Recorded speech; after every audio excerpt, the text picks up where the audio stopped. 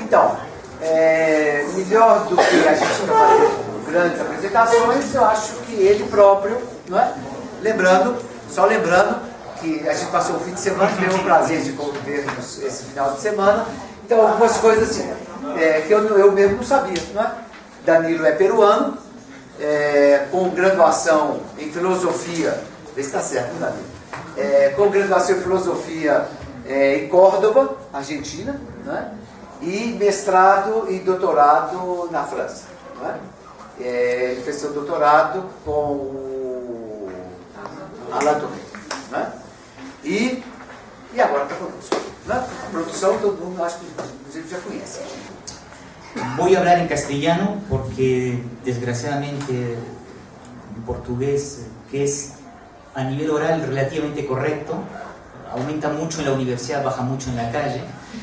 Es decir, entiendo 95% de lo que dicen en sociología, 50% en la calle. Pero bueno, voy a tratar de hablar lentamente.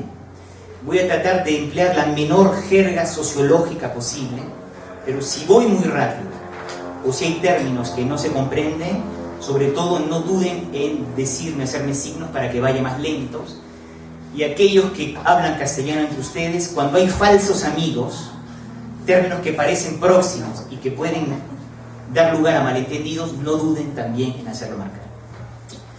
Quisiera en las 3 sesiones de cursos y luego en la palestra de cuarta feria, presentarles un razonamiento.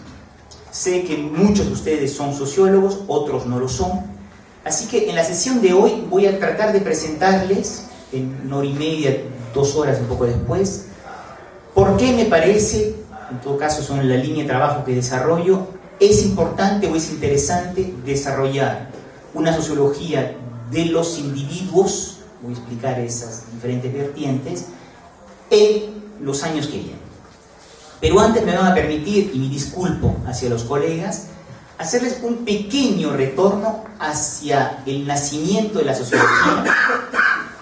¿Por qué apareció esta mirada tan particular, disciplinaria, que es la sociología? ¿Qué problemas se resolvió? ¿Cuál fue el núcleo duro de la sociología clásica? ¿Y por qué esa asombrosa articulación teórica ha entrado lentamente, si no en crisis, por lo menos en desarticulación? Entonces, regreso al primer año de carrera, estamos en primer año de facultad de sociología, y trataré de presentarles en 1 hora, hora y algo de repente, por qué la sociología se construyó como se construyó en tanto que disciplina. Cuando ustedes leen la historia, quedémonos en Occidente por el momento, durante casi más de 2000 años, desde los griegos hasta mediados del siglo XVIII, 1750, cuando se pensaron los problemas sociales, se los pensó exclusivamente desde la naturaleza de los regímenes políticos. Es lo que se llamó, o se llama todavía de alguna manera, la filosofía política. Es decir, que la riqueza o la pobreza, la fuerza o la desunión, las crisis o los periodos de paz, se explicaban exclusivamente desde la naturaleza del sistema político. Si simplifico un poco las cosas, había 3 regímenes puros: la monarquía, la aristocracia, la república o la democracia, depende de las traducciones, y 3 regímenes impuros o corruptos: la tiranía, la oligarquía y la democracia o la demagogia, depende de las traducciones. Comprendan bien que durante más de 2000 años el pensamiento social fue estrictamente de índole política.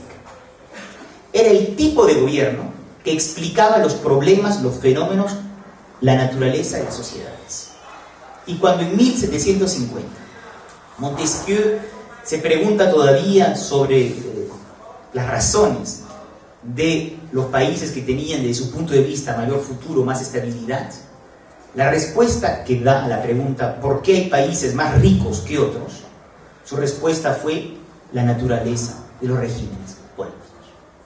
Hoy en día estoy seguro que nadie en esta sala respondería a la pregunta ¿por qué hay países ricos y países pobres? Por una respuesta de naturaleza estrictamente política. El nacimiento de las ciencias sociales en general se producen en el siglo XVIII, entonces segunda mitad del siglo XVIII, 1750, 1800, para que no haya dudas, de la mano de dos grandes revoluciones. Es un poco artificial decirlo de esa manera, pero hay un cierto consenso entre intérpretes y permite comprender la naturaleza de la respuesta que van a dar los sociólogos. La primera revolución, por supuesto, ya todos lo han comprendido, es la revolución industrial, que se genera primero en Inglaterra y luego se expande en el mundo. Y la segunda revolución es la revolución política, que tiene sus orígenes primeros en los Estados Unidos y sobre todo, para lo que me concierne, en el caso de Francia. La sociología, como en el fondo los tiempos modernos, en la interpretación que van a dar las ciencias sociales, nacen de estas dos grandes revoluciones. Todos en esta sala tienen ideas de la revolución industrial y la revolución francesa. Voy a tratar de presentarles cosas muy simples, pero es, insisto, importante para lo que progresivamente se va a ir construyendo. Hasta 1750, a decir verdad, hasta 1800, el nivel de vida y el nivel globalmente de riqueza de los países era muy similar. He dicho algo que no es un error fáctico. Hacia 1800, un habitante de México, un habitante en Francia, un habitante en India, un habitante en Brasil, tenían un nivel de vida globalmente similar y las riquezas entre países eran, grosso modo, similares. La explicación de este fenómeno simple es que la única energía disponible para la producción de bienes y servicios era la energía humana y la energía animal. Había, regresaremos en una pregunta, razones diferentes que explicaban contornos sociales distintos. Pero la única energía, siendo animal o humana, la capacidad de producción era equitativamente distribuida en el planeta. Cuando aparece la revolución industrial, este fenómeno básico que era común a la gran cantidad de sociedades se desestructura. Es decir, aparece un fenómeno asombroso, que es que gracias a la máquina de vapor, primera revolución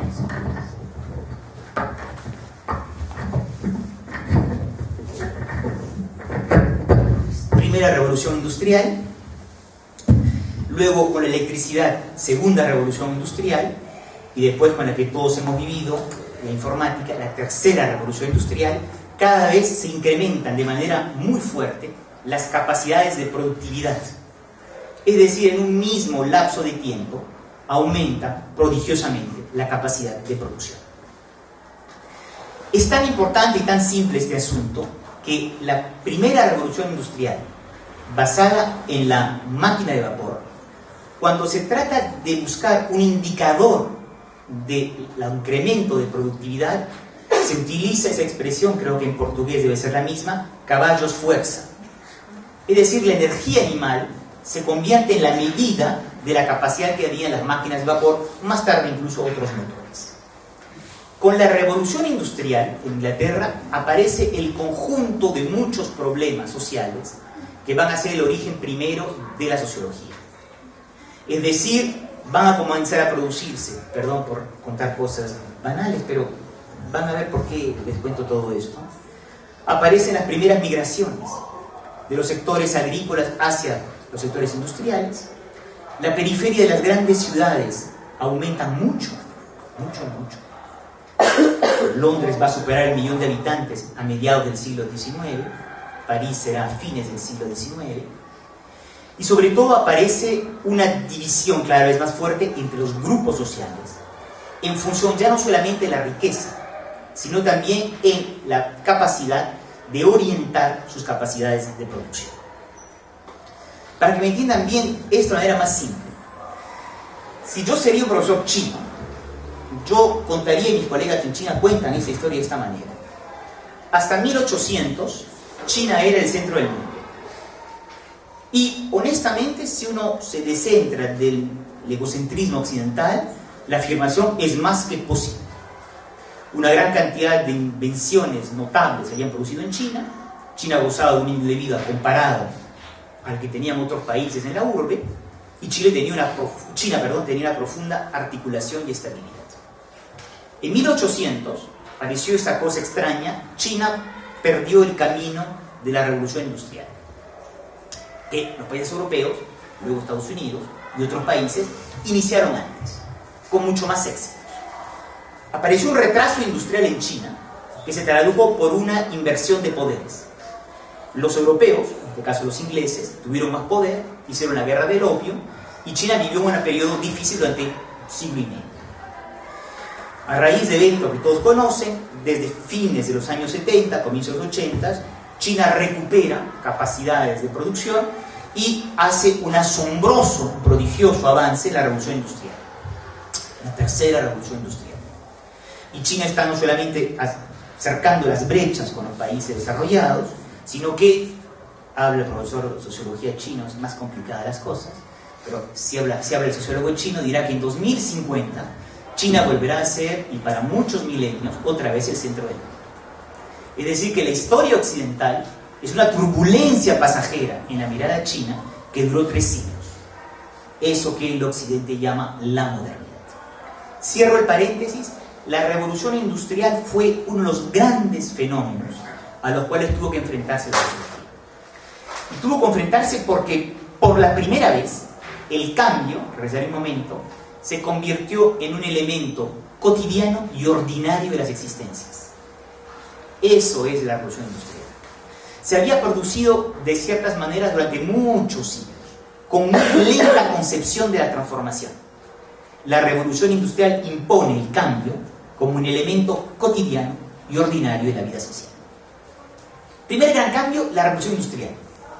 Y ante la revolución industrial, la pregunta que se hace todos los individuos, no es pregunta teórica, es cómo se produce, cómo se mantiene el orden social en una sociedad que se desboca a través del cambio. La sociología, voy a ser más preciso, va a tratar de dar una respuesta teórica a este sentimiento que todos tienen, que el mundo comenzó a acelerarse y que las cosas que estaban dadas por sentadas comienzan a desestructurarse. No regresaré, o si quieren regresaremos sobre los cambios que la revolución industrial tuvo en la organización del trabajo, etcétera, etcétera. Por el momento lo que me interesa es que entiendan de dónde vino la sociología. Es el producto de 2 grandes cambios. La revolución industrial, por un lado, con esta asombrosa capacidad de transformación social y económica, y del otro lado, la Revolución Francesa. Aquí, pequeño stop. Hace unos años, cuando yo enseñaba ese tipo de cosas en primer año de universidad, a mi gran asombro me di cuenta que muchos alumnos en Francia, en el fondo, no saben bien lo que es la Revolución Francesa.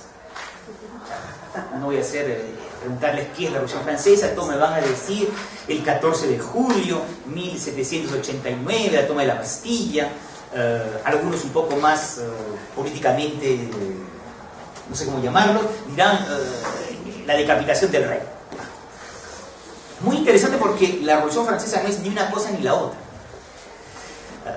Reyes habían decapitado muchos en la historia, frondas populares han habido múltiples, y tomas de cuarteles han habido centenas en la historia de la humanidad. La Bastilla, por si acaso, es una prisión real en la cual habían lo que hoy se llamaría presos políticos. Habían menos de 10, había algunos guardianes, y no es el pueblo de Francia, es un grupo de habitantes de un barrio particular en París que tomaron de asalto ese cuartel, esa prisión del rey. ¿Por qué hicieron esto? De aquí viene la Revolución Francesa y vienen las consecuencias de lo que va a plantear para la sociología. En el año 1787, Francia, una vez más y luego, vivió una gran crisis económica. Y había un gran malestar dentro del reino de Luis XVI. Y Luis XVI, como cualquier gobernante que se precia, cuando hay malestar popular, nombra una comisión de sabios para saber qué hay que hacer. Entonces reunió a un grupo de sabios, ministros de la época, para que decidan qué se podía hacer. Y los ministros, los sabios de la época, se les ocurrió hacer una especie de encuesta de opinión con los medios de la época. Estamos en 1787. Como no había ni teléfono, ni internet, qué sé yo, se les ocurrió hacer, y fue lo que hicieron, abrir un enorme cuaderno que se llama el cuaderno de doléances, de malestares o de quejas, que era un libro, literalmente, varios cuadernos, que se enviaron a las diferentes regiones de Francia, donde un escriba, escribidor público, que era alfabeto, recibía las quejas de los habitantes de las diferentes colonias. Fue tal vez la primera encuesta histórica a nivel nacional que se hizo. Y esos cuadernos que se desparramaron por varios lugares en Francia recibieron una cantidad asombrosa de quejas. Cuadernos y cuadernos y cuadernos. Cuando llegan todos esos cuadernos a París, aparece el pánico. O sea, todo andaba mal. Quejas de abusos, de pobreza, de malestares, de frustraciones diversas. Era una encuesta nacional que manifestaba un enorme malestar social. Y entonces el rey se le ocurrió, aconsejado por los buenos ministros, llamar lo que se llamaban los estados generales, que hay con variantes en todos los países europeos. Era una medida que los reyes utilizaban cuando había problemas sociales mayores.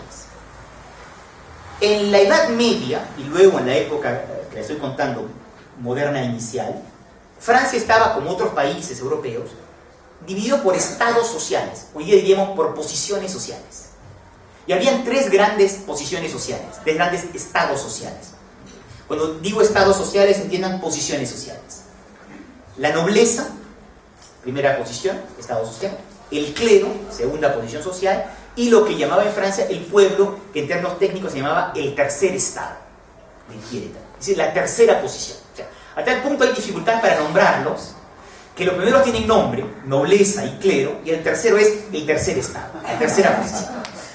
Por supuesto, en términos demográficos, la nobleza debe haber sido menos del 1%, el clero menos de 1%, y el tercer estado, o sea, el residuo, el 98% de la población francesa, que en este periodo debe estar rondando un poco más de 20 millones de habitantes. Francia siendo el país con mayor población en Europa en este momento. Paréntesis por los que no lo saben. Cuando Napoleón hace sus guerras, y sin poner en cuestión el posible genio militar de Napoleón, Francia, si uno excluye Rusia, tenía la mitad de la población de Europa. ¿Entendieron bien?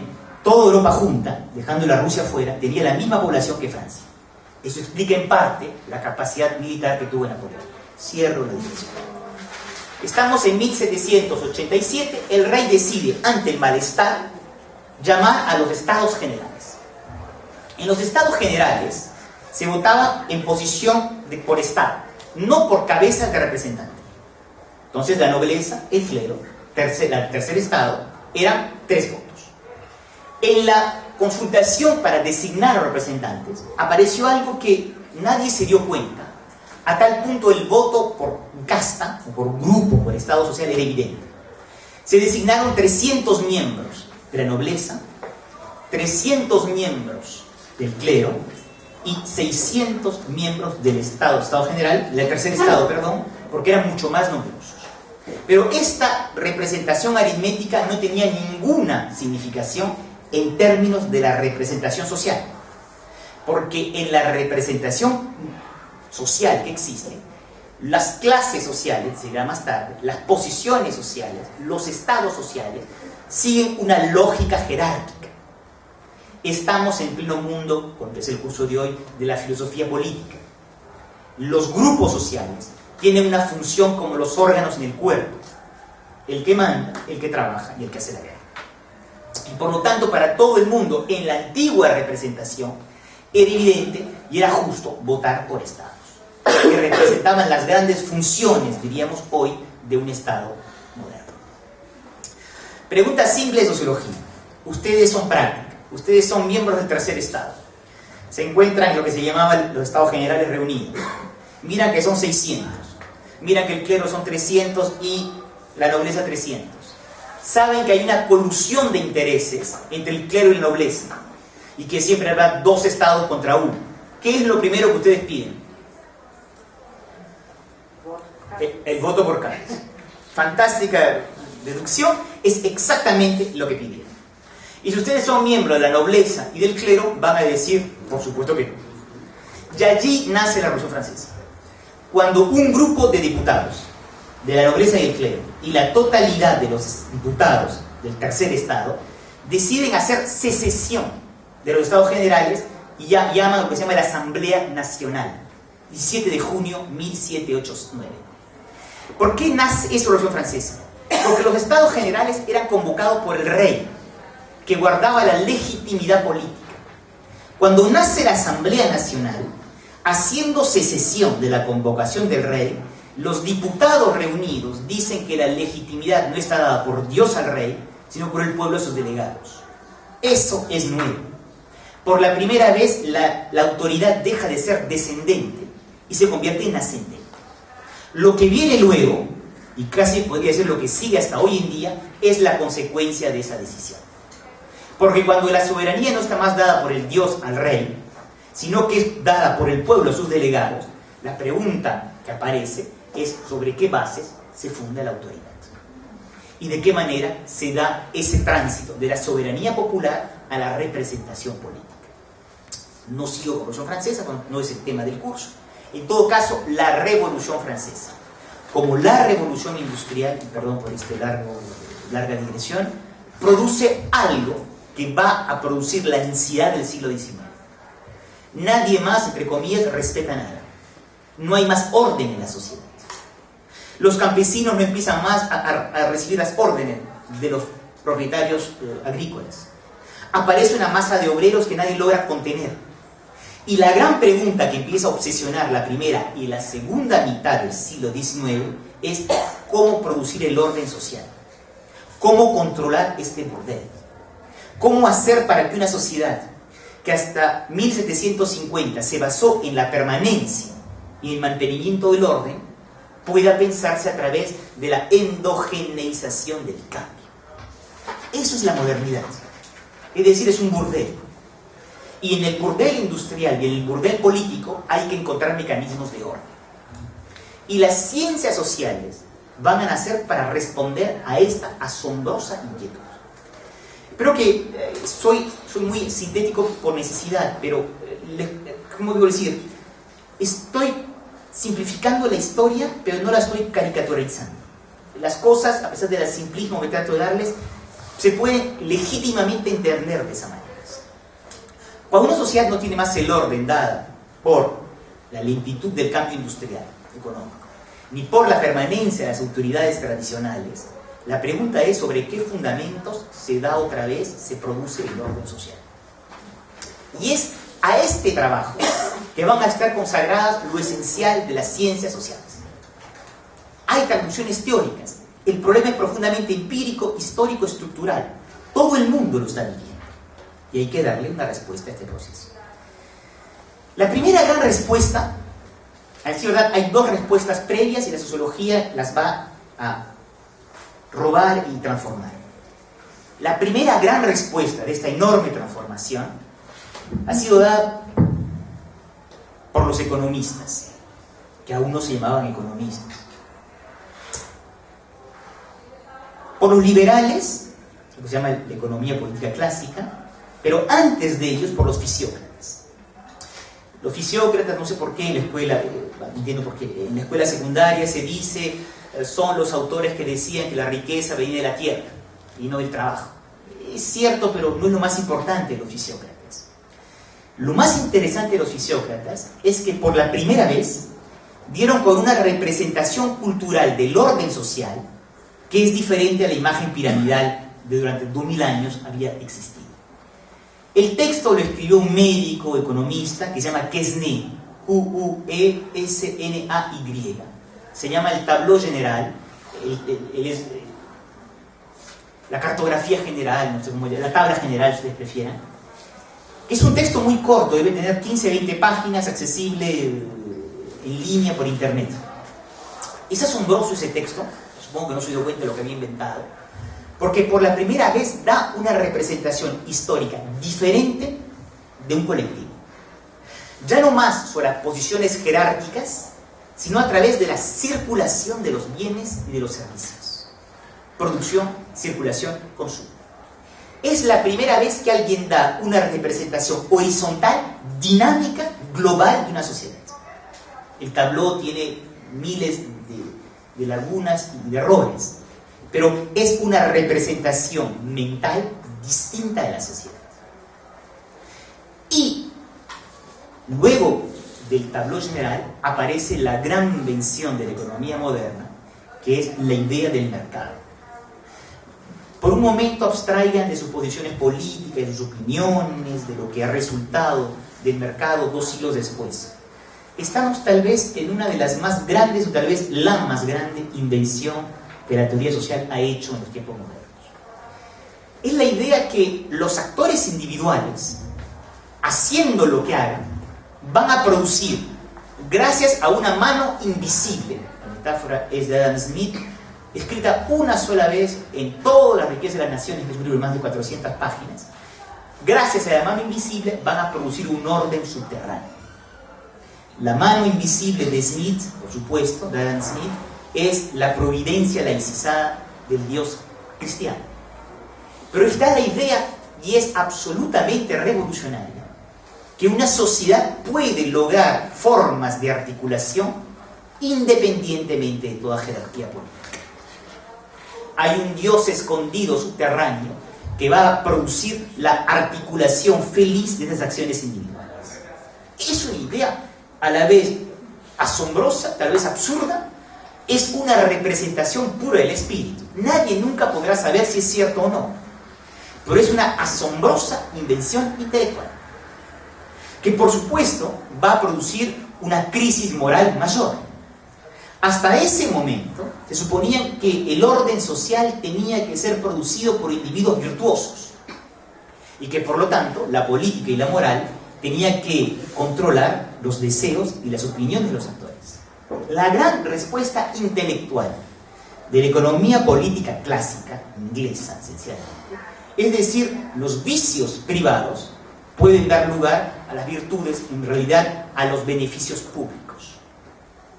Y es la voluntad de los individuos, movidos por un vicio personal que se llama la voluntad del lucro, que se llama el beneficio, que se llama el poder económico, que va a producir una acción que va a redundar en beneficios de todos. Insisto, es de las más grandes ideas de las ciencias sociales modernas, porque es profundamente contraintuitiva y porque supone, la providencia actúa de traza, suponer la idea que de alguna manera un orden subterráneo podía lograr producirse. Esta fue la primera gran respuesta, que no es de los sociólogos, es de los economistas. La segunda gran respuesta a este desorden social que están haciendo no va a ser producida por las ciencias sociales, sino por la literatura. Es la aparición de la novela, para que no haya dudas, del romance, a finales del siglo XVIII. Aquí también los novelistas, los romancieros, ¿dicen ustedes? Los romancistas, primero en Inglaterra, luego un poco después en Francia, Alemania, Rusia, van a inventar, hay también algo nuevo, que es, en términos literarios, el personaje social. Segunda aclaración, y perdón por todo este recuerdo un poco aburrido del primer año de facultad, pero es importante para la transición que después voy a hacer. Hasta el nacimiento del romance moderno, los personajes eran esencialmente nobles, los reyes, princesas. Habían algunos personajes populares en la literatura occidental. Pero el primer gran cambio, la literatura moderna, el romance moderno, bueno, acá también, finales del siglo XVIII, va a ser de las heroínas populares y ordinarias los protagonistas del romance. Esto es asombroso. Las mujeres aristócratas o de la gentry, de la burguesía o de la aristocracia británica y luego francesa, van a comenzar a conmoverse con las historias de ciudadanos ordinarios, de mujeres del pueblo. Aparece una primera transgresión, una identificación posible de los grupos altos con sectores populares. Eso es algo que está producido por el romance. Pero más importante todavía, el romance inventa, curiosamente, la verdadera gramática de la sociología, en la cual el personaje social es la puesta en situación social de un individuo. Aunque les parezca extraño, eso no lo inventó ni la sociología ni Pierre Bourdieu, pero los romancistas del siglo XVIII. Es asombroso. Cuando ustedes leen Shakespeare, para hablar de tal vez el más grande escritor de todos los tiempos, los personajes son generalmente nobles, no es lo más importante. En las tragedias de Shakespeare, lo importante es el conflicto entre la libertad y el destino, movido por una pasión humana. Y ustedes agarran las grandes tragedias de Shakespeare y cada vez pueden identificar fácilmente la pasión que es estudiada. El amor, el celo, la ambición, etcétera, etcétera, el poder. Y cada vez es una pasión humana desmedida que alimenta la tragedia. Es universal, de alguna manera, esa literatura, porque no puede envejecer, porque es una puesta en narración particular de grandes pasiones comunes a la humanidad. El romance del siglo XVIII inventa otra cosa. Inventa individuos entre los cuales la explicación de sus conductas se hace en función de los grupos sociales a los que pertenecen. En Shakespeare es muy importante saber que Otelo es un militar negro que se casa con una doncella rubia y que los celos, pero no es el origen étnico que es esencial. Como no es la socialización inicial de Romeo y Julieta que explica su historia de amor. Como no es la infancia de Ricardo III que explica el desarrollo de la tragedia. Son pasiones humanas. En cambio, con el romance, lo que va a hacer o lo que no va a hacer cada individuo se explica por su origen social y su trayectoria social. Eso lo inventa el romance del siglo XVIII y del siglo XIX. Y Balzac se llamaba, Honoré de Balzac, uno de los grandes romancistas franceses del siglo XIX, se llamaba a sí mismo un doctor en letras y en ciencias sociales, porque él consideraba que la comedia humana, esa reunión de más de 80 romances, era una descripción etnográfica, el término no existía, sociográfica, perfecta, de los diferentes medios de vida franceses. Y que cuando yo conocía el medio social en donde se encontraba un actor, yo tenía las claves para comprender su conducta. Pedro, Sofía, María actuaban como actuaban porque uno era oligarca, el otro era de clases medias y el tercero era popular. Los contextos de vida se convierten en la clave de la interpretación de las conductas. Eso fue la fabulosa invención de los romances del siglo XVIII y del siglo XIX, que va a ser radicalizado con el positivismo literario de fines del siglo XIX. Si ustedes quieren, después regreso a ese tema, si les interesa la literatura, de qué pasó después y por qué los sociólogos han dejado de leer novelas tontamente. Estas dos grandes invenciones culturales son mecanismos que se van inventando en el siglo XIX para tratar de darle un sentido a una sociedad que se vive profundamente transformada por el cambio. Primero el mercado y después otra concepción cultural del individuo. Es en este momento que los sociólogos, el término es inventado por Augusto Comte, mediados del siglo XIX, comienzan a aparecer en escenas. Siempre tarde los sociólogos. Pero van a tratar de recuperar estas dos invenciones para construir lo que será el corazón de la teoría sociológica clásica. Primera gran respuesta que los sociólogos van a dar, van a transformar la idea de mercado a la manera de los sociólogos. Y creo que en esa traducción, si ustedes quieren las preguntas, regreso en detalle, porque es más complicado que lo que voy a decirles. En la traducción de la idea de mercado, en categoría sociológica, el autor que tal vez dio la formulación la más económica, porque la más profunda, fue un sociólogo francés que se llama Émile Durkheim. Durkheim es un sociólogo que trabaja entre fines del siglo XIX, comienzos del siglo XX. Y Durkheim se plantea técnicamente, pero desde la sociología, la pregunta simple: ¿cómo es posible el orden social en una sociedad que conoce tal cantidad de cambios industriales y tal cantidad de críticas hacia la autoridad? ¿Cómo se produce el orden social? Espero que me entiendan bien. En los manuales de sociología se les dice ¿cómo es posible el orden social? Es la gran pregunta de la teoría sociológica. Pero la razón de esa pregunta es histórica, política y estructural. Es porque la pregunta que obsesiona a los europeos en el siglo XIX y también a las nacientes naciones en América Latina. Se los cuento del lado francés-inglés porque es la historia de la sociología que se construyó así. pero podría decir exactamente lo mismo desde la Revolución 1810 en México, la declaración del Imperio Brasilero en 1808 o la fundación de la Argentina en 1810.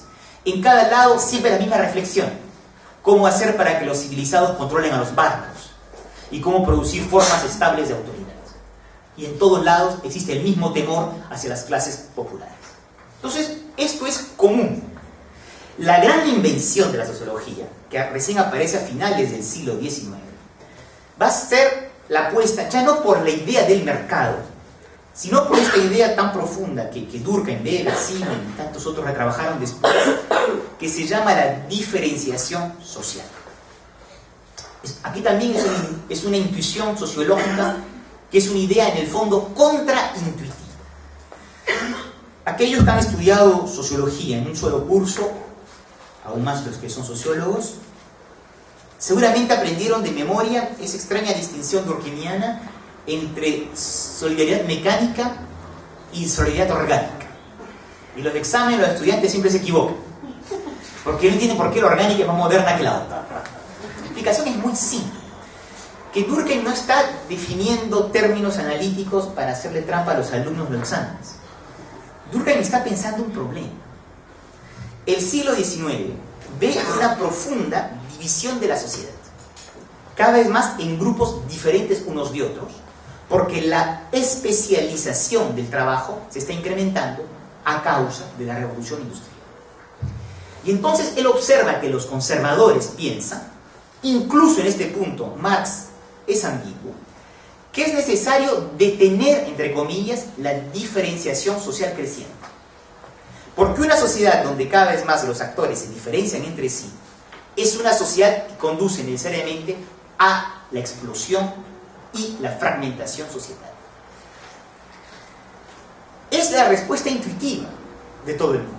Y el genio sociológico de Durkheim, como el genio sociológico un siglo antes de los autores del mercado, fue decir: no se preocupe, la diferenciación social segrega por sí mismas formas superiores de integración. De paréntesis, cuando un sociólogo pasa en la televisión hoy en día y dice cosas contraintuitivas, la gente se ríe y les parece un poco ingenuo. De haber existido la televisión en el siglo XIX, es el sentimiento que todo el mundo habría tenido de Durkheim. ¿Cómo viene este señor a decir una cosa tan absurda? Que una sociedad donde cada uno se especializa va a tener mayor articulación social. Es una idea profundamente nueva, porque es contraintuitiva. Y la idea de Durkheim es de esta naturaleza, es muy simple. En una sociedad débilmente diferenciada, yo dependo de todos, porque en el fondo yo dependo de todos, por orden comunitario, pero en realidad yo soy profundamente autónomo, porque dentro de mi pequeño grupo clánico, yo tengo todos los elementos para asegurar mi existencia. En una sociedad moderna, a causa de la diferenciación social, estructuralmente, subrayen estructuralmente, yo dependo de todos, porque requiere un sinnúmero de acciones que yo no puedo realizar individualmente, y por lo tanto mi propia existencia depende del colectivo.